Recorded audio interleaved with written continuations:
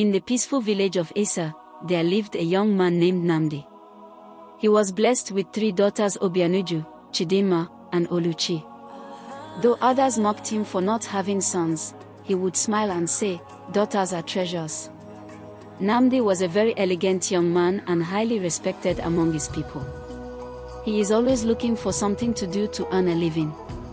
Recently he was involved in communal hunting and caught one of the biggest antelopes and was hugely celebrated. His barn of yam is very large that his people sometimes refer to him as the legend of yam farmers. Nnamdi met his wife Ngozi on one of his hunting adventures in Oza, a neighboring village. Ngozi is a very beautiful and elegant woman who never uses her beauty to intimidate other maidens and men around her. She is always looking forward to help others around her and treats people kindly, especially strangers and non-family members. She is the first daughter of Chief Ego and Esther, who are blessed with 3 daughters. Ngozi is always referred to as the pride of her parents because of her beauty and intelligence. Her kind gesture towards strangers was what attracted Nnamdi to her. They kept seeing each other secretly in the boundary between their communities, and within 2 months they were already talking about marriage and raising a family together. This was accomplished after their 3rd month together. They have since been blessed with 3 amazing daughters, Obianuju, Chidinma, and Oluchi. Nnamdi always valued his pride above everything he has accomplished and sometimes wished to have a son who would take after his name and his wealth. Although his mighty wish was never granted, he still valued his daughters and treated them like other men treat their sons. He taught them how to work hard and trade in their small market. He always defended their dignity amongst his friends and other family who mocks him for not having a son. He always tells them, "My daughters are my pride and would one day make me proud in our community, just wait and see them grow to become legends like their father." But fate was cruel. Nnamdi fell sick, and before the Yam festival, he was gone. His wife, Ngozi, wept bitterly as her husband was lowered into the red earth. His daughters refused to eat anything for days. They were always fond of their father. They hunt with him and always assist with planting yams and cassava every farming season. They would take turns to cook his meal and wash his clothes. Sometimes they would delay their evening meal just to eat and chat with their beloved father. But this tragic event is something they never wished, and they kept mourning continuously. They even refused to attend the lowering of their father's corpse to the earth because they couldn't bear to see his dead body. They could not imagine that their hero and strength is gone, and he will not be around to witness their marriages. 3 weeks later, Nnamdi's brother seized his land and palm grove, leaving Ngozi with nothing but her daughters. Despite all the ill treatments from their kinsmen, Ngozi and her daughters refused to return to her father's compound in Oza. They are already used to Esa and their friends live there too. Ngozi already understands the market and how to communicate with the people.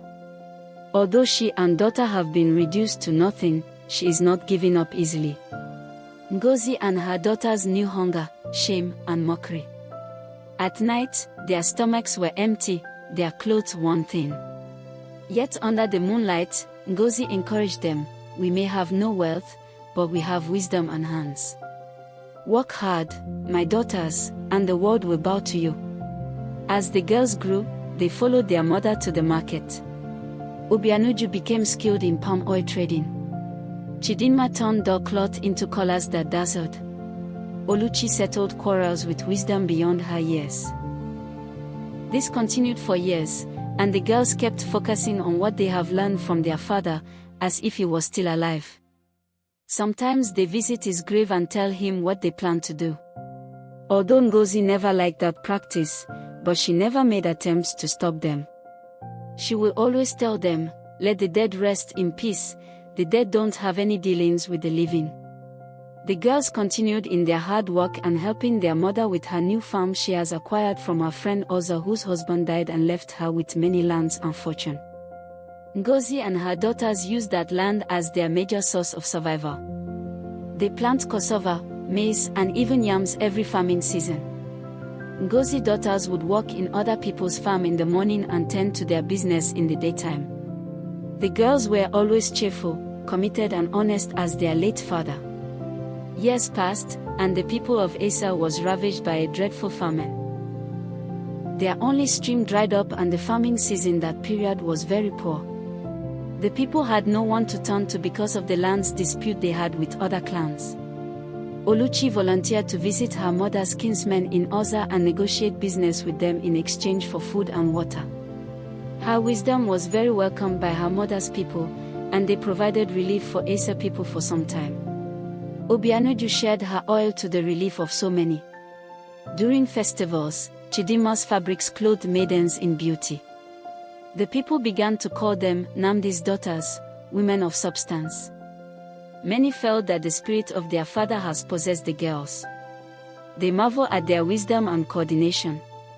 The elders, impressed, invited the sisters into the council of decision-making, something never done for women. They felt the need to reward them because they single-handedly saved the village from the ravaging famine that overcame the land and killed many people. At the end of the year festival, Ngozi was invited to speak to the people. Ngozi, now gray-haired but proud, stood before the people. When Namdi died, many thought we were finished. But hardship is the soil where strength grows. My daughters stand here as proof that women, too, can lead, build, and bless a community. A good name is worth more than money. The people clapped, their eyes wet with tears. Moral lesson. From hardship came greatness. Daughters are not a curse, but treasures.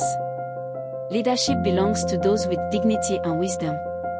And a good name will always outlast riches. Thank you besties for watching. Please subscribe and leave a like for me. See you in the next story.